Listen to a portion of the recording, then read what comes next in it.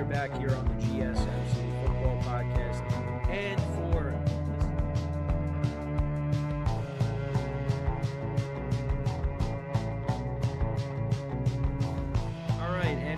keep yourself in the loop of everything football on the Golden State Media Concepts Football Podcast. The latest news on and off the field, be it college football, Big Ten, SEC, Big 12, Pac-12, ACC to the NFL. We've got you covered. Listen to the Golden State Media Concepts Football Podcast.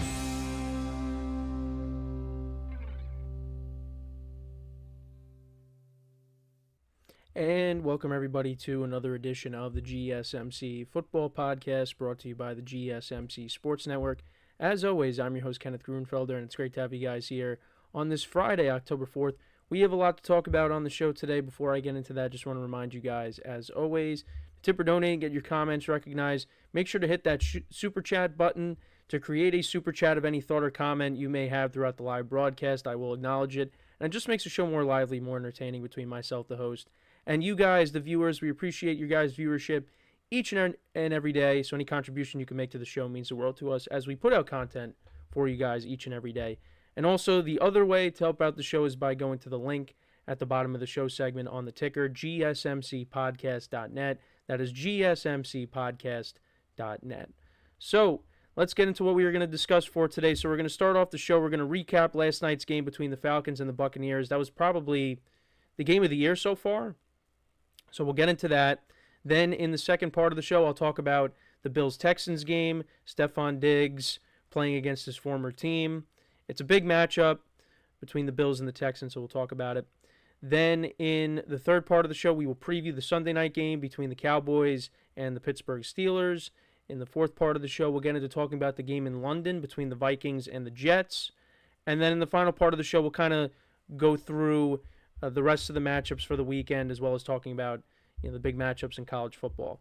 So let's get into the first topic, which is talking about last night's game between the Falcons and the Buccaneers. So the Falcons, they won this game 36-30 in overtime. It was a back and forth game. Like I said, this game probably is game of the year so far. Very entertaining from start to finish. And let's kind of go through it.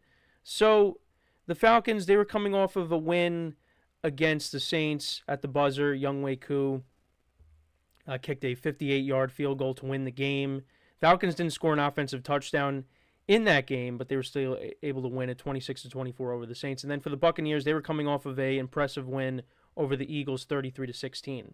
And the Falcons' offense was kind of looking to find its footing because through these first 4 weeks, at times it looks like, hey, here we go. This is how it's going to be. And then, they go back to struggling. Like, they struggled against the Saints.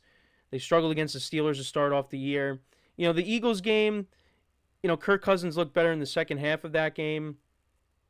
It's just, and against the Chiefs, the first drive of the game, they went down the field and scored a touchdown. But, again, they were really looking to get it going. And this was the game where this offense really got it going. So the Falcons got the ball to start off the game. They went 7 plays, 70 yards. Second play of the game, Kirk Cousins hits Kyle Pitts for 32 yards. And Pitts had a good game. No touchdowns in the game, but still had about, I think, 88 yards receiving. We'll take a look at the box score in a second. But then Kirk Cousins connected with Drake London, who also had a big game for an 18-yard touchdown. So that made it 7-0 Falcons. However, the Buccaneers, they did answer. They went 9 plays, 63 yards down the field, 4 minutes, 18 seconds of time of possession, and Baker Mayfield connected with Mike Evans for a 2-yard touchdown, so that tied the game. Then the Falcons, they were driving, and it was interesting because they attempted a field goal with Younghoe Koo, and he missed a 46-yarder. However, there was a defensive offsides, so I was like, okay, well, he's going to make this one, right? He ended up missing that one too. So Falcons ended up not getting any points. Then the Bucs, they went down the field, got into field goal range, and Chase McLaughlin kicked a 53-yard field goal to make it 10-7. Then the Falcons responded with the touchdown drive. Part of it was set up by a 22-yard pass play from Kirk Cousins to Cordero Hodge, and this is not the last time we will be mentioning his name. And then Cousins connected with Darnell Mooney, and he threw that into a tight window. I mean, there were 3 Buccaneers guys there, but Cousins fitted in that window. Mooney made the play and got the touchdown. This was on 3rd and 13. A 24-yard touchdown reception, and that made it 14-10. Then the Buccaneers, they answered 3 plays, 44 yards down the field, and Baker Mayfield connected with Mike Evans for a 23-yard touchdown, so that made it 17-14. Then the Falcons, they tied the game. They went 8 plays, 34 yards. Younghoe Koo kicked a 54-yarder to tie it. Then the Buccaneers, they answered with another touchdown. Rachaad White, a 56-yard run to set it up. Looked like he was going to take it to the house, but got tackled at the Falcons' 15-yard line. And then later in the drive on 3rd and goal, Baker Mayfield connected with Sterling Shepard for a 4-yard touchdown. They were kind of short at receiver last night. There was no Trey Palmer in this game and still no Jalen McMillan. So Sterling Shepard, he stepped up, made a play last week, or a couple plays last week against the Eagles, and he gets a touchdown here from Baker Mayfield. So that made it 24-17. And that was the score at the half. Again, very entertaining. Then we go to the second half. Bucs punted, and then the Falcons on their first drive, another Younghoe Koo field goal for 48 yards. So I did have the score at 24-20. It was 24-20 at one point, but that ended up not being the final score. Then the Buccaneers, they answered with the field goal. Chase McLaughlin from 32 yards out to make it 27-20. And then the Falcons, a couple of big chunk plays, 22 yards to Ray McCloud, a 28-yard run by Bijan Robinson. And on 4th and 4 from the Buccaneers 12, Kirk Cousins connected with Darnell Mooney for his second touchdown. This is from 12 yards out. And that tied the game. Then the Bucs responded with another field goal by Chase McLaughlin, a 53-yarder. That made it 30-17. And then Younghoe Koo's field goal got blocked. And you kind of thought at that point that the Bucs, maybe were going to win this game. And they started driving. I mean, they kept running the football, and, they were playing the clock really well.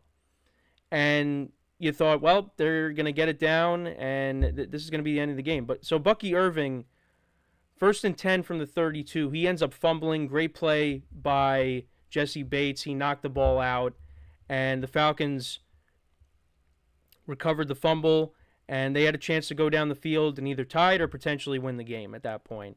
And Kirk Cousins got sacked. There was first Tyler Algier ran the football. He lost 2 yards. Then Kirk Cousins got sacked, and then it was 3rd and 19. Kirk Cousins connected with Algier later in the drive for a 4-yard pass play. So it was 4th and 15, and then he gets intercepted by Levante David. So at that point, I thought, okay, now the game is over. But it was not. The Falcons still had all 3 of their timeouts, and they used them. So what was interesting was, so on 1st and 10, Rachaad White loses 3 yards. Then there was a penalty on the Buccaneers that really set them back. I think, so there was a holding on the Bucs, but I think there was a face mask call that was missed that would have offset the penalties, but that ended up not happening. Then it was 3rd and 25, and they kind of just ran it with Bucky Irving for 1 yard. But however, on that play, Mike Evans was wide open, and Baker Mayfield didn't see him. And that would have been a walk-in touchdown. But Baker didn't see him. The Falcons, they were anticipating the run, and Baker just didn't see Mike Evans. So they ended up punting, and the Falcons, they got into field goal range. They were able to clock it with 1 second left, because it was 2nd and 10 from the Bucs 43, and Kirk Cousins connected with Drake London. They were able to do it. And that made me think back to the 49ers-Cowboys playoff game from a few years ago where they were not able to clock it. And it's really interesting how other teams are able to do it fine, but the Cowboys just weren't able to do it. I just thought that was funny. That was where my mind went on that. So Younghoe Koo ended up kicking a 52-yard field goal, but there actually was a delay of game penalty right before that. So you thought, oh no, is Younghoe Koo going to miss it again? But no, he didn't. He made it from 52 yards. And we went to overtime. And the Falcons got the ball. And Drake London ends up getting hurt. So Cordero Hodge has to come back in. And he scores the game-winning touchdown from 45 yards out. And the Falcons end up getting the win.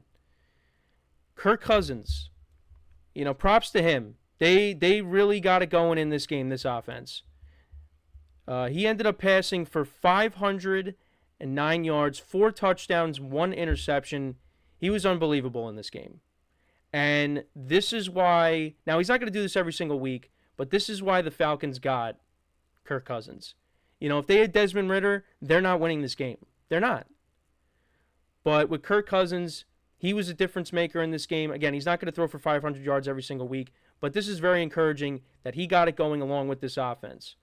And, the Falcons, they only ran the ball for 73 yards. Bijan Robinson only had 61 yards on the ground. Algier only 12. But look at here are the stats for the pass catchers. So Cordero Hodge only had 2 receptions for 67 yards and a touchdown. But the 45-yard touchdown to win the game, that made a difference. Ray McCloud had 6 for 66. Kyle Pitts, 7 for 88. Darnell Mooney, 9 for 105 yards and 2 touchdowns, targeted 16 times in this game. And I forgot to mention, he had a drop. I think it was the second to last drive of regulation. That, if he catches that, this game might be over in regulation. That was a big drop. You thought that was going to end up costing the Falcons the game, but that was not the case. And also Drake London, 12 receptions on 13 targets for 154 yards and a touchdown. Actually, I want to see, where was that crucial drop? Because I think it was on the missed field goal attempt, I believe. Let's see. Yeah, so it was on 3rd and 6 with 6:42 left in the game, and Mooney dropped it. That was at the Tampa 36-yard line, and that's what led to Younghoe Koo's field goal being blocked. So you thought, yeah, this is it for the Falcons. But no, that was not the case. They end up getting the win, and then for the Buccaneers, Baker Mayfield, not a ton of yards passing, but he was good last night. 19-24, 180 yards, 3 touchdowns, no interceptions. The Bucs ran the ball for 160 yards. That's something that they've struggled to do so far this year. Rashad White, 72 yards on the ground, 44 yards on the ground for Bucky Irving. Baker Mayfield at 42 yards on the ground. Chris Godwin, 5 for 64. Mike Evans, 5 for 62 and 2 touchdowns. Cade Otton had 3 for 44. The Bucs defense, 4 sacks in this game. I mean, the offensive line gave Kirk Cousins protection, and, they are missing 2 starters. So, this was big that they were able to do this. And then for the Falcons, they only had 1 sack of Baker Mayfield. But actually, Baker got hurt in this game. Got twisted up, getting tackled, and that could have been a lot worse. Thankfully, he was okay, was able to finish the game. So, should be good to go for next week. But that could have been a lot worse. But thankfully, he was, like I said, he was okay. But yeah, this was a big win for the Falcons. I mean, it looked like that they were going to lose, but they snatched victory from the jaws of defeat. And now both teams are tied at 3-2 for the NFC South lead. And the Saints, they gotta win on Monday to keep pace with these two teams, because right now, again, it's week to week, the NFL, but right now these are the two teams battling it out for the division. The Saints, they started off 2-0, now they're 2-2, but they got to figure it out. I mean, it doesn't get any easier for them because they take on the Chiefs, but got to find a way to get a win to keep pace with these two teams, because right now these are the two front runners right here. And the fact that this offense got it going for the Falcons, that is very encouraging. And, once you get your offensive line fully healthy, and Kirk Cousins continues to play like this, I mean, and now he's building that rapport with his weapons. You got to like where they're going. But both defenses a little concerning. The Bucs, they're still missing guys on defense. Antoine Winfield Jr., also Jamal Dean got hurt in this game, so that wasn't good. But for the Bucs, I mean, that is kind of a gut punch, that loss. But they got to bounce back. But their schedule, I was looking at it, it does get tougher. So, and for the Falcons, I know they take on the Panthers next week. So, and for the Buccaneers, who do they play next week? Well, I'll just run through their schedule really quick. So actually, they take on the Saints in New Orleans. Then they take on the Ravens and the Falcons at home, at the Chiefs, and then home for the 49ers week 10. That is a tough schedule coming up. And, Baker Mayfield and that team and the Bucs have played well this year. So hopefully, you don't lose all those games. I don't anticipate they will, but they're very tough games on the schedule. So, let me know what you guys think, though, about this game. Very entertaining. One of the best games we've had on Thursday night in a while. I know a lot of people were saying that. But yeah, let me know in the comments any of your thoughts you have from it. So we're going to take our first break of the show, and then when we come back, we will talk about Stefon Diggs facing off against his former team, Josh Allen and the Buffalo Bills taking on C.J.Stroud and the Houston Texans.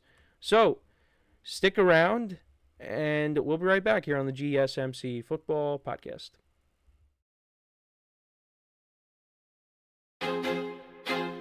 I feel like I'm losing my mind. Is everybody in the world blind? Please, Lord, give me a sign, a sign. I feel like I'm losing my mind. Is everybody in the world blind? Please, Lord, give me a sign, a sign. I wanna be the greatest. Everybody on the fake shit. I look around and feel like everybody is the fakest. I make this every day and I'm impatient, hoping one day I blow up from the basement. Statement, the top is so vacant. I don't hear shit that I think is amazing. Waiting for my day when I'm playing sold out shows for 1,000 faces. Hey, give me that crown, get in my way and to be put down. It ain't your place, all this my town. If I want that shit, then I'll get it right now. I'm losing it, the noose it fits, some losing shit, a stupid myth. You choose to live or choose to dip, you choose to fight or lose your grip and lose a gift. Oh. I feel like I'm losing my mind. Is everybody in the world blind? Please, Lord, give me a sign, a sign.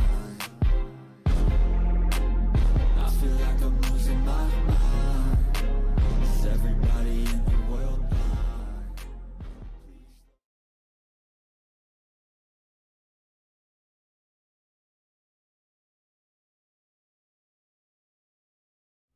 All right, and we are back here on the GSMC Football Podcast. And for the second part of the show, we are going to now get into talking about the big game between the Bills and the Texans. There are a lot of big games this weekend, so I just wanted to be able to focus on some individual ones. And then, towards the end, like I said, we'll at the beginning of the show, we'll cover all the other games as well. But this is one of the big games of the weekend. And there's storylines that go into this game, of course. Stefon Diggs facing off against the Buffalo Bills, the team he was with most recently. He did face off against the Vikings a couple weeks ago, and, the Vikings destroyed the Texans. But, this is going to be a different kind of game here. I don't anticipate the Texans getting destroyed in this game. But I do expect this game to be very competitive. I do. The Bills are coming off of a blowout loss to the Ravens. The Texans barely squeaking by the Jacksonville Jaguars. But, yeah, the big storyline here is, of course, Stefon Diggs facing off against the Bills. And, obviously, they're going to say it's just another game, which it's true. But, I anticipate that Diggs is going to play really well in this game. I think I wouldn't be surprised if he scores a touchdown here. But when it comes to these two teams, though, I did bring this up. The Texans, I still think they are a very good team, but I don't know. I just feel like they haven't hit their stride yet. Now, there are certain players that have hit their stride. I mean, C.J.Stroud is playing well. Nico Collins is, I think is at top of the league in receiving yards this year. He's playing really well. But I don't know. I feel like the Texans, they still haven't taken that next step yet. Because you look at some of the, you look at the games so far this year, and I brought it up yesterday.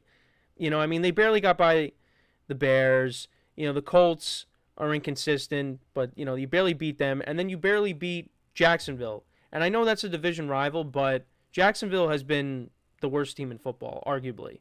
They're the only team that doesn't have a win yet, and they almost beat the Texans.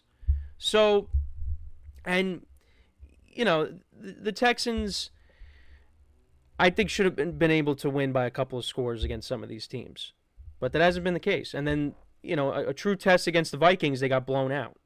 So what are the Texans right now? Again, I still think they are a very good team, and I think they are going to win their division. But I'm still waiting on them to take that next step. Now, part of the problem is there's an absence of a running game. Joe Mixon had a great week 1, but then he gets hurt against the Bears in week 2, and we don't know if he's going to come back or not this week. Hopefully he does, because I need him in fantasy. But getting him back would be huge. That would be a huge boost for this offense. But, yeah, I don't know. It's just they have not taken that next step. And then for the Bills, look, the Bills, when they started off 3-0, I had them at number 1 in the power rankings.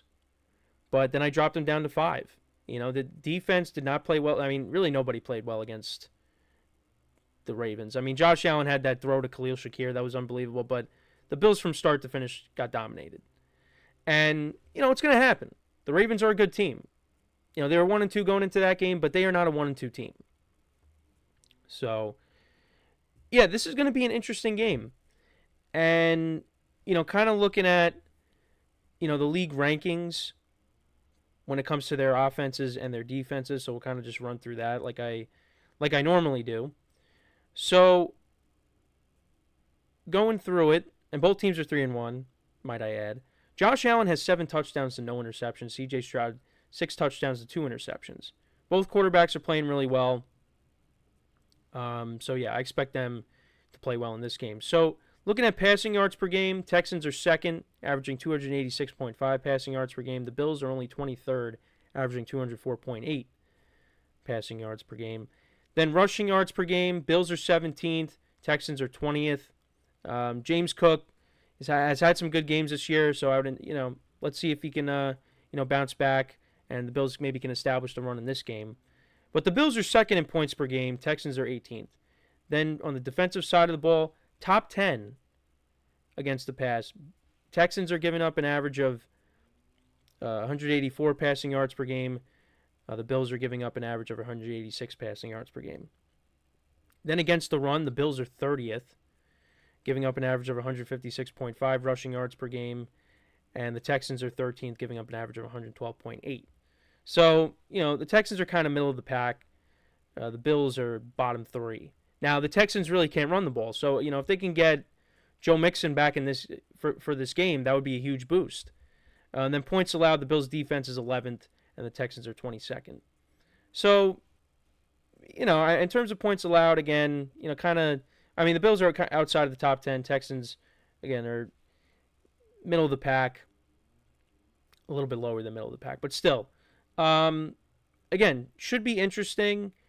Again, I anticipate both quarterbacks are going to play well here, but, it's, Stephon Diggs is going to get questions about his time in Buffalo and things like that. That's going to be the topic of conversation. And, for the Bills, outside of, last week against the Ravens, Josh Allen has done fine. Josh Allen, is one of the front runners for MVP right now.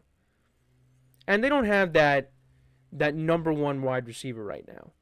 They got some young guys that, Allen is going to continue to work with. Keon Coleman. Khalil Shakir has played well so far this year, although we'll see if he ends up playing because I know he got banged up in the game against the Ravens. Josh Allen got banged up in the game as well. But, the Bills have done fine. They got 2 good tight ends. James Cook has had big games this year. The Bills look good, although things are starting to stack up on the defensive side of the ball, in terms of injuries and also suspensions as well. Von Miller got suspended. He's going to miss some time for his off-the-field incident. So he's out till at least week 9. Taylor Rapp, one of their safeties, he did not practice on Thursday. He's dealing with a concussion. Khalil Shakir, he didn't practice on Thursday. He's got an ankle injury. Ed Oliver was limited at practice, so I guess he's going to play most likely. But, yeah, the Bills are kind of dealing with some injuries and now a suspension. And Von Miller was playing well, but now he's gone. So that's a problem. Tank Dell for the Texans, most likely going to play in this game. But, again, it doesn't seem like Joe Mixon's going to come back. And also they're down Dameon Pierce as well. So it looks like it's going to be Cam Akers and Ungumbuwale once again. So who scored the go-ahead touchdown. But right now the Texans are 1-point underdogs. I actually like the Bills to bounce back here. This is, and I brought this up with the Texans, I want to see them go up against the Bills, against the Chiefs, against the Ravens, and they'll go up against those teams later in the year, around the holiday season. But, these are true tests for the Texans. And already, they went up against the Vikings, who are a really good team right now, and they got smacked around. So this is going to be another test. And are they going to be up for the challenge? And I think, like I said, I think this will be a very competitive game. I think it's going to be close. But I like the Bills to bounce back in this game to get the win. I'm going to say the final score. Let's say the final score is 34-31 Bills. That's going to be my score. I do have my concerns with the Bills' defense after what I saw last week, but they struggle against the run. The Texans, they really don't have a running game right now. But Cam Akers is a capable back. But we'll have to see how that goes. But I think both quarterbacks it's gonna be a quarterback duel between these two guys. But I got the Bills winning. Again, just the Texans, I haven't really been that impressed with them so far. So I need to see them win a game like this, and then I'll have more confidence in them going forward. But again, I still have them winning the division. It's just, some of the wins that they've had, really all of them, have not been very convincing to me. So, but you could say the same thing about the Bills. I mean, I guess, you look at the Dolphins game. I mean, look, it was week 2, and Tua was healthy for most of that game, and the Bills' defense shut that offense down, and he threw 3 picks. So, but now look at where the Dolphins are right now.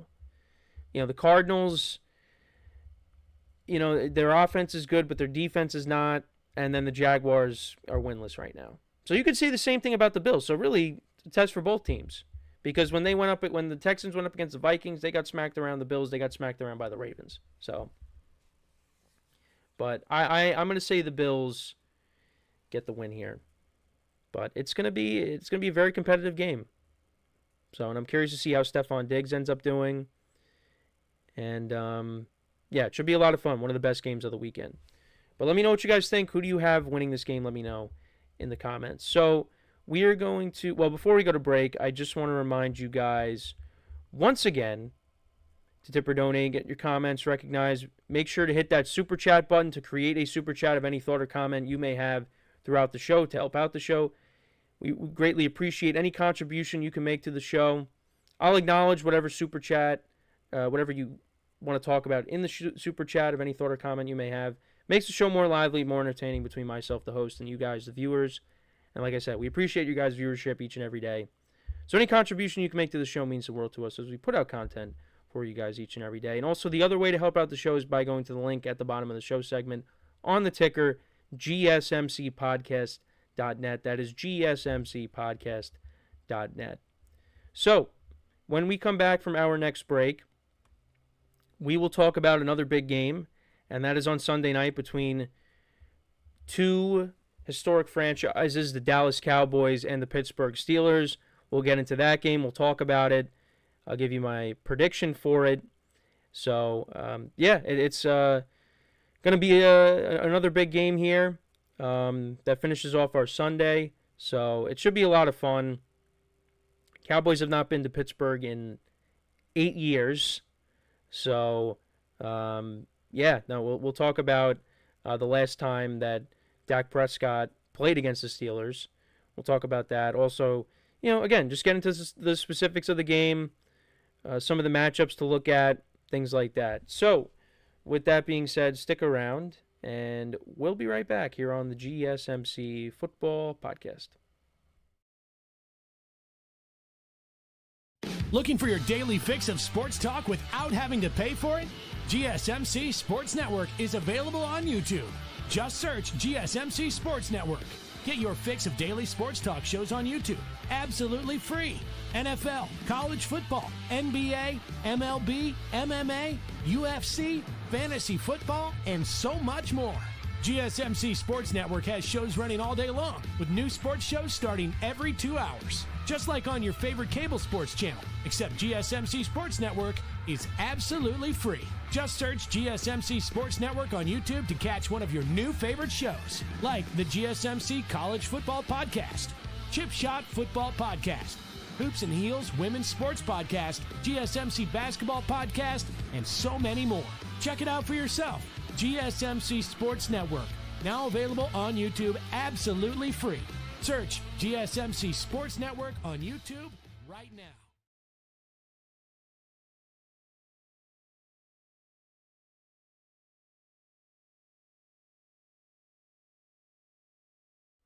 All right, and we are back here on the GSMC Football Podcast. And for the third part of the show, we are going to now get into talking about the big matchup on Sunday Night Football between the Dallas Cowboys and the Pittsburgh Steelers. So the Cowboys coming in at 2-2 on the season. Steelers, they dropped their first game of the year, losing a close one to the Indianapolis Colts, 27-24. However, in that game, though, Justin Fields looked pretty good. Had 2 rushing touchdowns, passed for over 300 yards, was making some good throws to George Pickens. Seems like they're slowly but surely opening up this offense for Justin Fields. And the Steelers really didn't run the ball that well in the game against the Colts. So, and that's a big part of their offense. So, we'll see what happens this week. But they might be down a couple of running backs. Jaylen Warren has still not practiced, and also Cordero Patterson as well. So it's going to be Najee Harris, taking the workload, pretty much all the workload. So, but yeah, there were things to like in that Steelers loss. Although I was a little bit surprised on how the defense just did not play well. Because the defense has really been what's been the engine of the team so far this year. I mean, Fields has played well, but the defense is, I think, the main reason why they've gotten off to a good start. But here against the Cowboys, it's going to be an interesting game. And, the picture that I have up here, this is from 2016. And that is the last time that that Dak Prescott played against the Steelers. That's the one and only time he played against the Steelers, because if you remember, the Steelers and the Cowboys did play each other during the COVID season, but Dak Prescott, of course, got hurt with that horrific ankle injury. So, yeah, this is going to be the first time he's played the Steelers in a while. And the game in 2016, that was a classic. That was the second to last year with the Killer Bees, Ben Roethlisberger, Antonio Brown, and Le'Veon Bell. Ezekiel Elliott had a huge game. I think what did he have, like 3 touchdowns in that game? 3 or 4 touchdowns? I might be wrong, but I think he had 3. Got to go back and look at the box score from that game. But, it's going to be a different kind of game. There's no Dez Bryant. There's no Ben Roethlisberger. There is Ezekiel Elliott, but he is a older player. There's no Antonio Brown. There's no Le'Veon Bell. But I think this is going to be an entertaining game. Yeah, so the final score was 35-20. Dak Prescott passed for over 319 yards, 2 touchdowns, no interceptions. Yeah, Ezekiel Elliott had 3 touchdowns in this game. He had 2 rushing and 1 receiving. One of them was on a screen pass that he took to the house. Dez Bryant had a good game, 6 receptions for 116 yards and a touchdown. And then for the Steelers, Ben Roethlisberger, over 400 yards passing, 3 touchdowns, no interceptions. Le'Veon Bell only had 57 yards on the ground and a rushing touchdown, but he did have 77 yards receiving and a touchdown. And Antonio Brown, 14 receptions for 154 yards and a touchdown. So, yeah, that was the last time that these two teams met in Pittsburgh. So, yeah, it's going to be different. Probably going to be lower scoring. Zeke is not scoring 3 touchdowns in this game. I can tell you that right now. The Steelers are 2.5-point favorites. Dak Prescott has gotten off to a good start, numbers-wise. Over 1,000 yards, 6 touchdowns to 2 picks. Justin Fields, 3 touchdowns to 1 pick. And has a couple of rushing touchdowns here. Actually, no, I think he's got a few, because I think he scored one against the Chargers. But he has 3 rushing touchdowns on the year. And the Steelers, I'm curious to see if their defense is gonna step up again, because like I said, last week against the Colts was not good. I was a little surprised by their performance. In terms of how the teams are looking coming in, where's the injury report here? So for the Steelers, they actually lost one of their guards, James Daniels, for the season. He's an Achilles injury. He's out. They already got Troy Fontenot, one of their draft choices. He's on injured reserve. Another offensive lineman, Nate Herbig, he's on injured reserve. So yeah, they're down some guys. They're down some guys here. Of course, Alex Highsmith is out at least for another week. So Cole Holcomb was on the PUP list. It's possible he could be back this week. At least I'm looking here. That would be a huge boost for the defense, because he was a good player for them. But yeah, Jaylen Warren still hasn't practiced. So, yeah, it's going to be on Najee Harris, to really get it done in the running game. And then for the Cowboys, most likely they're not going to have... Well, DeMarcus Lawrence, he got placed on injured reserve, so they're going to be down him. Micah Parsons didn't practice. He's doubtful for the game against Pittsburgh. So this Cowboys defense has already not been playing well this year, and now they're going to be down their top 2 players on defense. So that's not good going into this game. So, and then in terms of the league rankings for these squads, so Cowboys, they're 5th in passing yards per game. The Steelers are 20th. Rushing yards per game, the Cowboys are dead last, averaging 75.3 rushing yards per game. The Steelers are averaging 128.5. The Cowboys are 12th in points per game, and the Steelers are 23rd. Then on the defensive side of the ball, Steelers defense is 12th against the pass. Cowboys are 17th. Steelers are 3rd against the run, and the Cowboys can't run the ball, so they're going to be throwing it a bunch of times. The Cowboys, they're giving up an average of 145.8 rushing yards per game. And the Steelers, they're 2nd in points allowed, and the Cowboys' defense is 27th. So, this screams, Steelers, this game. And I'm going to pick the Steelers in this game. I think it's going to be a low-scoring game, or on the lower-scoring side. But I think, we'll see what happens if Jaylen Warren does end up practicing. Because, if you end up having him, well, you're just going to run him and Najee Harris down that Cowboys defense all night long. And then, Fields could also take off and run with it if he has to as well. So I give the advantage to the Steelers in this matchup. That's not to say the Cowboys can't win this game, but the Cowboys are kind of limited. Their defense is not playing well, but also offensively, they can't run the football. And, they're going to be without Brandon Cooks as well in this game. So who's going to be that other receiver that steps up besides CeeDee Lamb? Because we know CeeDee Lamb is going to have a good game. But who else is going to step up? I know Jacob Ferguson's a good tight end, but of that wide receiver room, who is going to step up? I don't know. And, the Cowboys' offensive line, this is not, you see Tyron Smith in this picture. He's not there. There's no more Doug Free. There's no more Travis Frederick. The only one from that offensive line now is Zach Martin. So, Cowboys' offensive line, I think, is kind of, middle of the pack right now. But, yeah, it's just that this offense is limited. And, you see what Tony Pollard did on Monday Night Football. Why did the Cowboys not bring him back? I know he wasn't as good as he was in 2022, but, you still kind of needed him. You got Rico Dowdle, Zeke, and Deuce Vaughn, and they still have not elevated Dalvin Cook. Dalvin Cook at some point, you at least got to give him a chance. I think he's better than Zeke right now. I mean, you got to give him a shot. I mean, it's looking like it was kind of pointless bringing him in, but that's just me. So, but yeah, I think the Steelers pass rush is going to get to Dak Prescott. It's not going to be like the Giants where they just could not get to him. I think the Steelers are going to get after him. And I think the Steelers are going to run the football effectively in this game.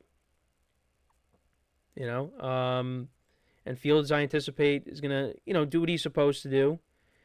If this game is a shootout, then Fields is going to have to throw the ball more. But this is a different Cowboys team. Like, this 2016 team, it was a very good team.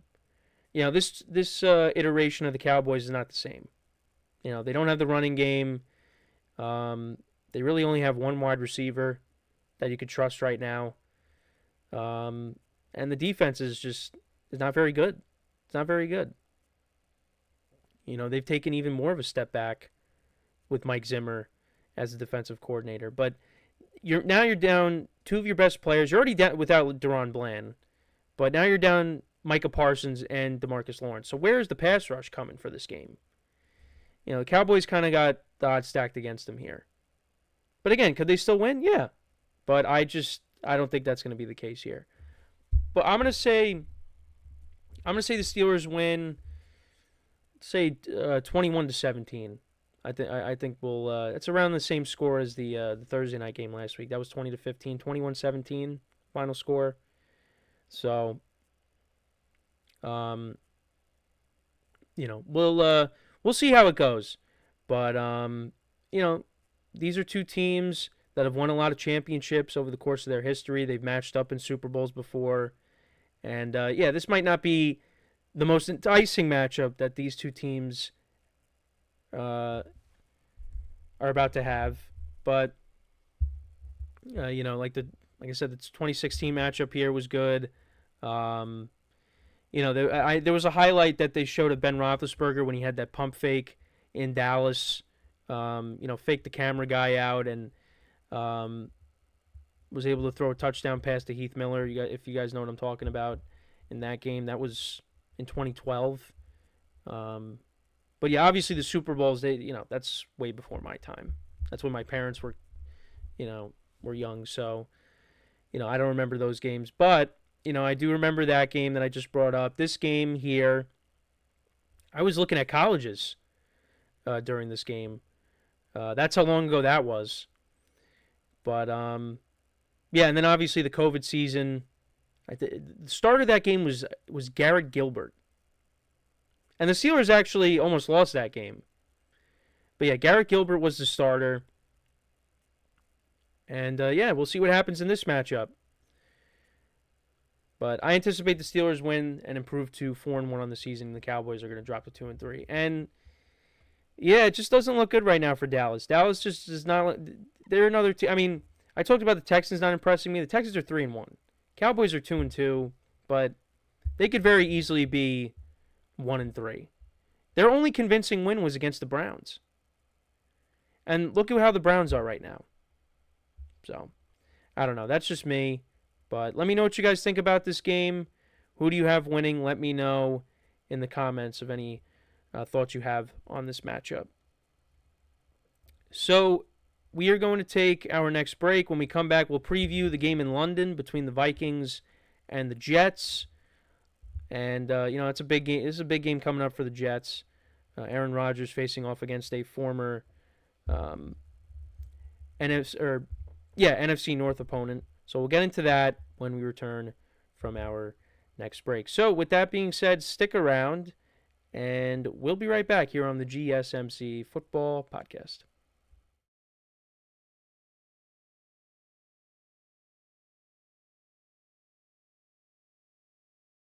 For the best and latest podcasts available anywhere, go to the podcast app on your cell phone and type in GSMC to access free content-rich podcasts on health and wellness, book reviews, sports, entertainment, relationships, social media, movies, technology, finance, and even weird news. Subscribe and download the GSMC Podcast Network's family of shows, available everywhere podcasts are found.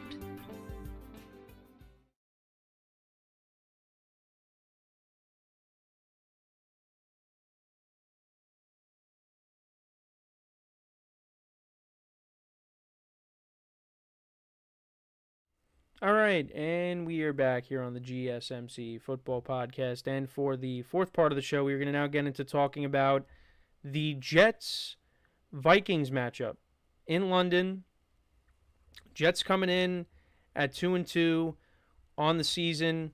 Vikings, one of the two remaining undefeated teams in the NFL. And, the Jets, they're coming off of that loss to the Broncos that just... It was not good. It was not great. Not great. 10-9 the final score of that game was. And the Vikings, another win. Got a little dicey at the end with the Packers, but they were able to secure that win and improve the 4-0 in the year. Yeah, this is a must-win for the Jets. That loss to the Broncos was not great. You could tell Aaron Rodgers is still not on the same page with Garrett Wilson. And you got to hope that changes, and that needs to change in a hurry if the Jets are going to want to do anything. Also, the Jets didn't really run the football great. Breece Hall was not good. And you got to give these guys more opportunities to run the football, establish a running game. And I think they're going to try to do that here. I would imagine they're going to try to give Breece Hall the ball more. I mean, because, in that weather, and I brought this up. I mean, look at what Breece Hall did against the Patriots the final week of the regular season last year in the snow. That's what they should have been doing in this game. But you know what? Credit to the Broncos defense. The Broncos defense played really well. They've played really well these last couple of weeks against some good teams. I still think the Jets are a good team, but I got to see more from them. You thought after the win against the Patriots, like, okay, they're really going to get it going here, but they took a step back. Now, you could blame the weather. The weather was a factor, but still should have been able to win that game. But the Broncos defense, they shut them down. The Broncos defense shut down the Buccaneers offense. I mean, look what the Bucs offense has done outside of that game against Denver. They beat the Lions in Detroit. They blew out the Commanders. Put up a lot of points against the Falcons last night. Just was on the wrong end of it. And then the Eagles last week. So, I give credit to the Broncos defense. Their defense is legit. But for the Jets, man, got to get it going here. Cannot drop this game. It's going to be tough because after that, you got the Bills, then you're at the Steelers. Those are tough games coming up. I think the Jets can win both of those games, but, the Vikings right now, I think, are the best team in football. And if the Jets could get this win, that would be a huge boost for this team. However, when I look at this matchup, and I look at one of the matchups is the coaches. Kevin O'Connell against Robert Saleh. I got to take Kevin O'Connell. Robert Saleh and this coaching staff is ultimately what is going to hold this team back. And, at the beginning of the year, you looked at this game and you're like, this is a game the Jets can win. And they could still very well win this game. But this game is a lot tougher than what I anticipated before the season. Because Sam Darnold's playing really well. The Vikings defense is playing well. And, they almost have their full complement of weapons. TJ Hawkinson is going to come back soon. Jordan Addison came back and scored 2 touchdowns in the game against the Packers. So, and on top of that, Aaron Jones has run the football well. And you got Justin Jefferson off to a good start. So the Jets defense is going to have their hands full. Are they going to be able to get after Sam Darnold? This defense has not looked as good as it has been in years past. They looked like they hit their stride against the Patriots. And you know what? They did play well. I mean, look, they only held the Broncos to 10 points. But it's just that touchdown drive to Cortland Sutton made all the difference. But they didn't get to Bo Nix. They didn't get to Bo Nix once. I believe it's just they gotta have a pass rush in this game and get after Sam Darnold, because if not, with all those weapons, it's going to be hard for the Jets to stop him. And the other thing too is, Aaron Rodgers, he got sacked a handful of times against the Broncos. Now you got to deal with this Vikings pass rush, and you're a little banged up on the offensive line. That's going to be a problem. And Aaron Rodgers is a little banged up. You don't want him to get even more banged up. The last time he played an international game, he ended up getting hurt, the thumb injury, and that was part of the reason why the Packers struggled, is him being hurt throughout that whole season. But you don't want him to get even more hurt in this game. You got to protect him. But it's not going to be easy. This Vikings pass rush is really good. Brian Flores has this defense playing really well. He really has turned this defense around. A couple of years ago when they made the playoffs, it was not a good defense. But these last 2 years, it's been a solid unit. And got to give Brian Flores a lot of credit for turning it around there. So, yeah, they're going to get after Aaron Rodgers. But it's up to the Jets' offensive line to make sure that does not happen. So, going into this game, when you look at the injury report, Morgan Moses is still going to be out. C.J. Mosley was limited at practice. He's questionable for the game. Hopefully the Jets can get him back. That would be a huge boost on defense. T.J. Hawkinson, we'll see when he eventually comes back. But, for the most part, the Vikings are healthy going into this game.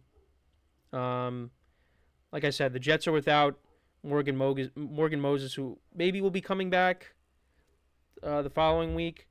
But, yeah, we'll see what happens in this game. Right now, so when this line first opened up, the Jets were 4-point favorites. Now they're 3-point underdogs.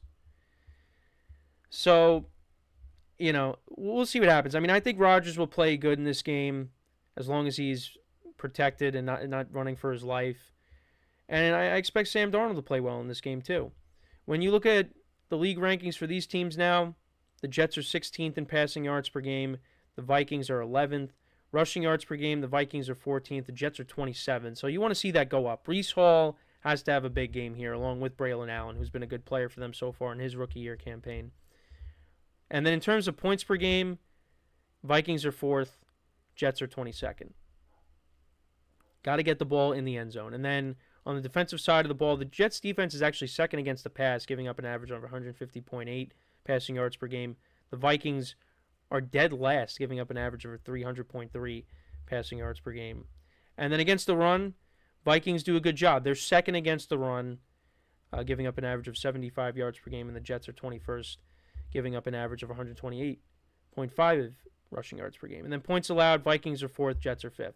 So these are two good. The Jets defense at times does not look great, but both teams are top 10 in points allowed. But yeah, I lean towards the Vikings in this game. I don't know, until they are knocked off, and I know I went away from them against the Texans, and then I went back to them against the Packers. I'm not going to go away from them here.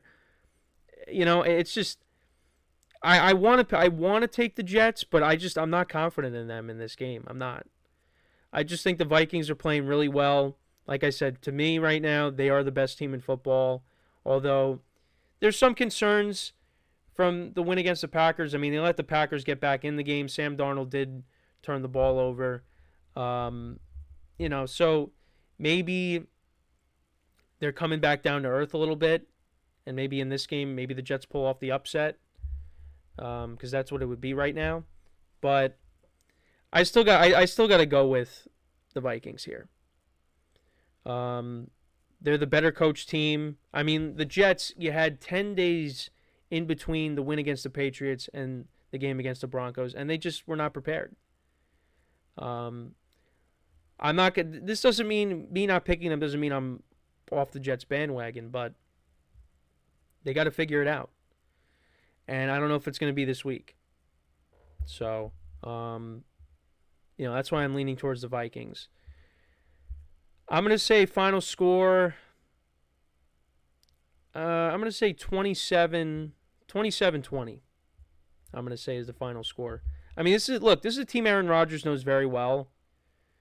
So, I think he's going to go out there and play well. As long as he's protected. They got to protect him. That is one of the biggest things. If they can't protect him, then forget it. They got no shot. But if they can give him time, he gets on the same page with his receivers. I mean, Allen Lazard and Mike Williams. I mean, Garrett Wilson has made plays too. It's not like he hasn't, but you could tell there's something off. And they got to get it together. And maybe reinforcements are on the way. Maybe Devontae Adams ends up coming in, and then your top 3 wide receivers are Devontae Adams, Allen Lazard, / Mike Williams, and Garrett Wilson. That's not bad. That's not a bad receiving core. It's a very good. That's, you get Devontae Adams in there. That is a very good receiving core. So we'll have to wait and see if that ends up happening, but it's not going to be this week. It's going to be down the road at some point. So, but let me know what you guys think about this game. Who do you think will win? What are some of your predictions for the game? Let me know in the comments. Can the Jets knock off the Vikings and give them their first loss? That remains to be seen. The Vikings at some point will lose a game. They will. They're not going undefeated. But, they are, for a team that I had 6 wins. I only had them at 6 wins. They have proven me wrong. Well, Sam Darnold's really proven me wrong. Because I didn't think he was going to be playing as good as, he is right now. I thought he would be decent, but when you took a look at that schedule, and you saw that they were playing the Texans, the 49ers, the Packers, excluding the Giants, even though I thought the Giants could win that game. You thought the Vikings were not going to have a very good record up until this point. But they've won some tough games, and this is a tough game here for them, and then they take on the Lions soon. So they are really, they're proving a lot of people wrong, including myself. But but I always said they had a good roster. It's just the quarterback position. That's really what it was going to come down to. And Sam Darnold is playing really well. And I think that's going to continue in this game against his former team. And he's already beaten his former team before. He beat him with the Panthers. So, but let's see how he plays in this game here. The second international game of the season. Forgot about the game in Brazil. So, but yeah, let me know what you guys think about this game. Like I said, who do you think is going to win? Again, this is a big game for the Jets. They got to win this game. But I'm not picking them. I'm picking the Vikings. So we're going to take our final break of the show. And then when we come back, we're going to take a look at the rest of the matchups for this weekend. We'll take a look at the matchups in college football. And then we'll look at the rest of the matchups in the NFL. And that is what we will, and that's how we'll wrap up the show for today. So, for one final time today, stick around. And we'll be right back here on the GSMC Football Podcast.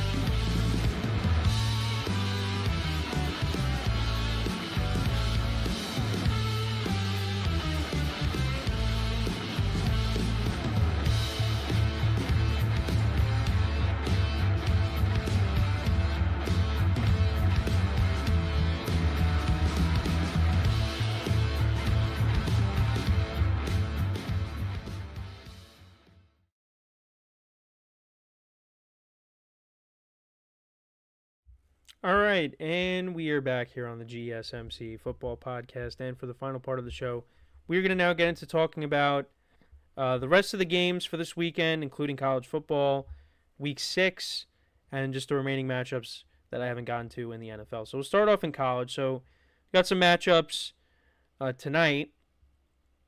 So the ones to kind of focus on, I guess, is 3-1 Syracuse and then 4-0 UNLV.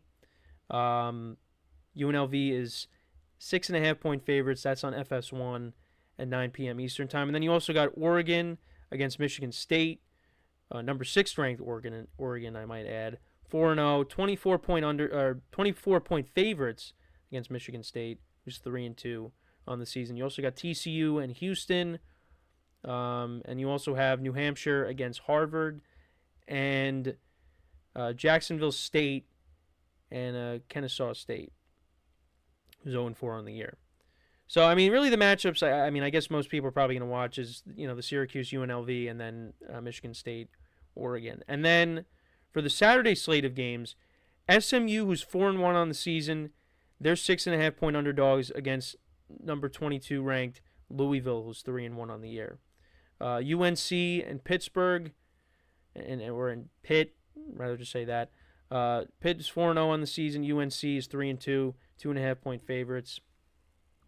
You got Penn State and UCLA. Penn State's 27.5-point favorites. Trying to see, you got Auburn and Georgia. I mean, Auburn's 2-3.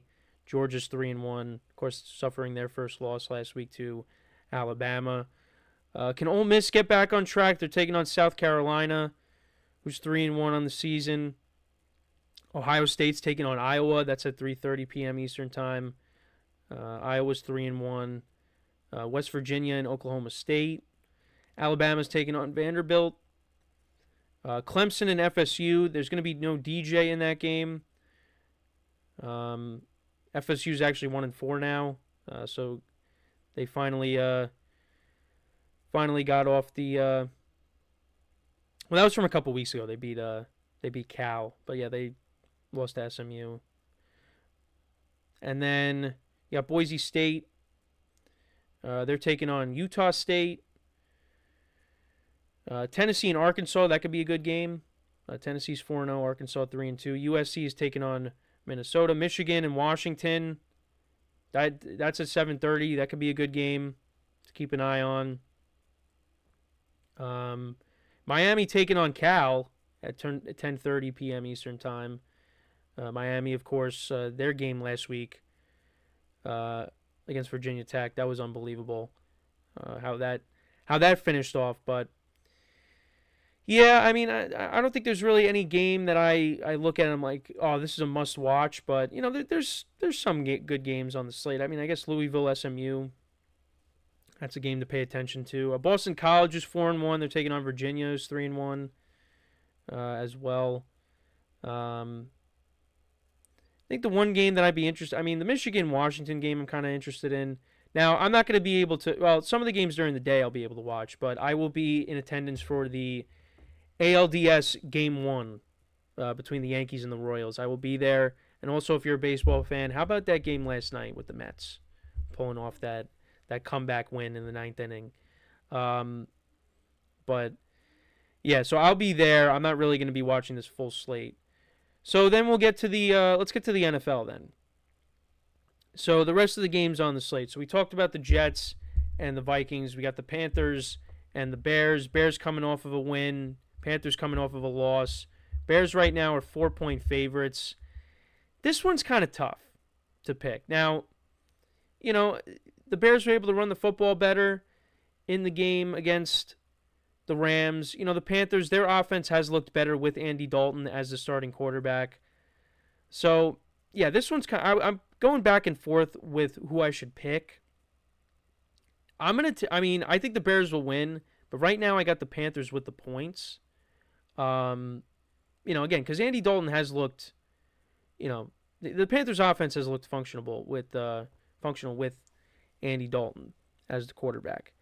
And, you know, the Bears have a good defense, but maybe the Panthers could keep it close, maybe, to cover the number. But I got the Bears winning. This game I keep going back and forth with as well.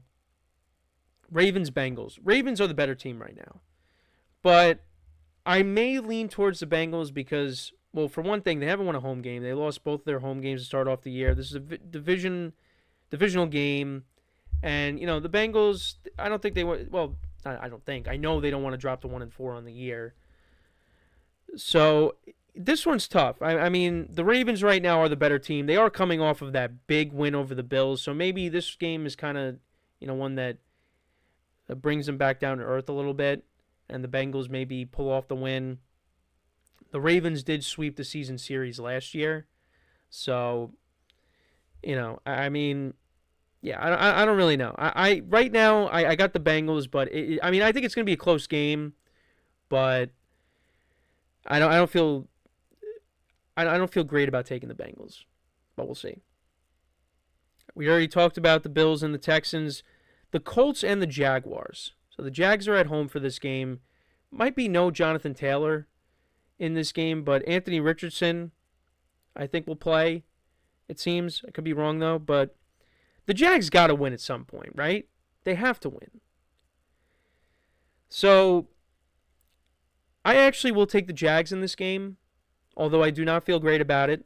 Although the Jags, they did show you, you know, a little bit of a pulse against the Texans. Although the Texans kind of gifted them some points early on with the muffed punt. But still, the Jags could have won that game. This is a game they got to win, get themselves back on the right track, at least get them in the win column. So I actually will take the Jags in this game. Dolphins and the Patriots. Yeah, not really that intriguing of a matchup here. Dolphins, yeah, they are just reeling right now without Tua.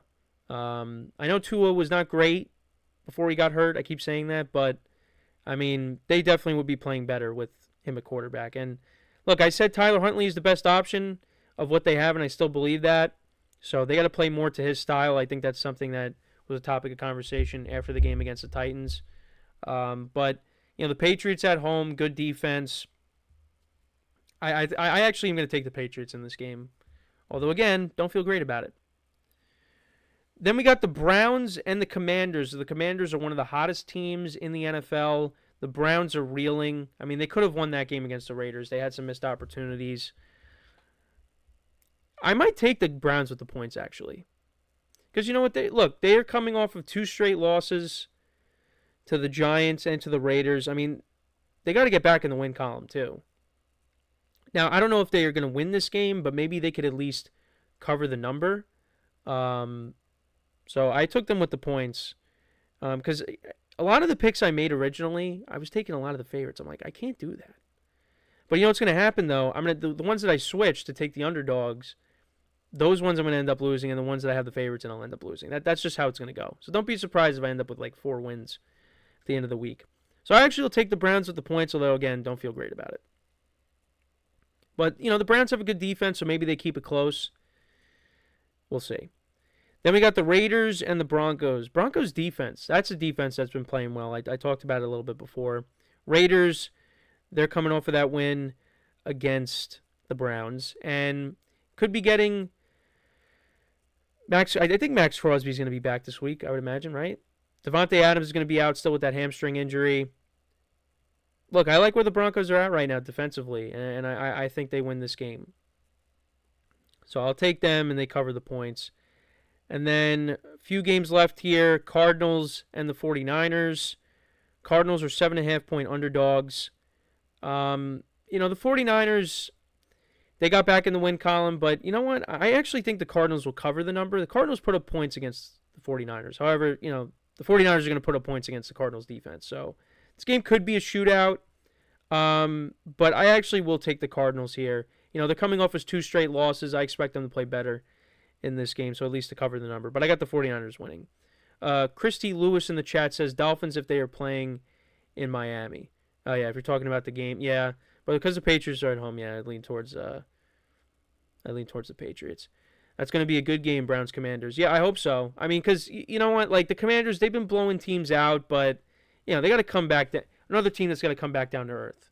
You know, I still think that they'll probably win the game, but don't be surprised if this game's close. The Browns have a good defense, and, you know, they're a desperate team. They need to win. So this game's got to be this game, I would imagine, is going to be somewhat competitive, right? But if the Commanders blow them out, that won't surprise me. So then a couple games left, Packers and the Rams. Packers coming in at 2-2, Rams 1-3. Both teams losing. Rams losing against the Bears, Packers losing against the Vikings. Look, Jordan Love had a rough game, a rough first half.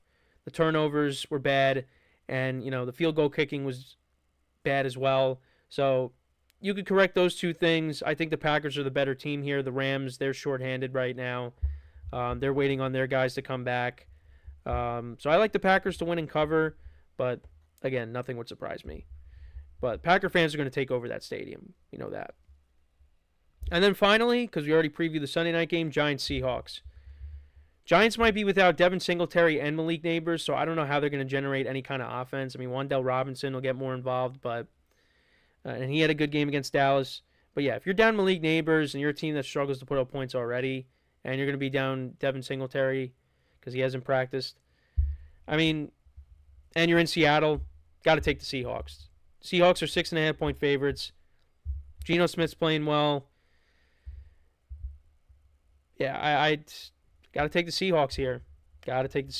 So the Giants, if they lose this game, they're going to end up falling to 1-4 on the year, which is not good.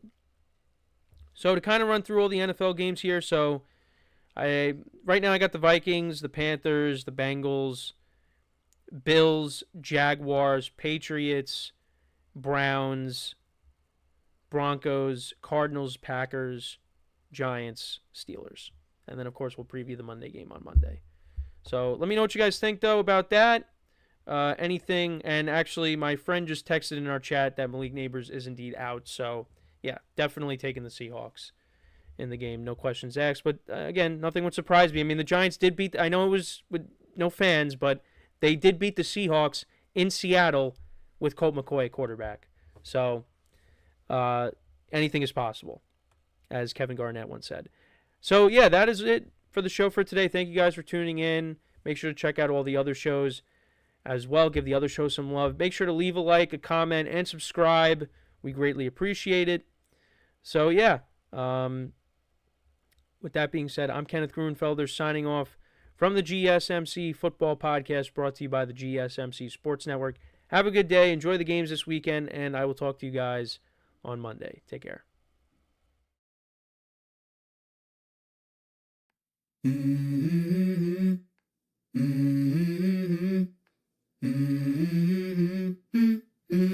Let's go. I wake up to a little bit of drool on my pillow, feel like it's gonna be a bad day. Yeah, I'm tired of shit, and the coffee ain't hit yet, damn, ain't that great.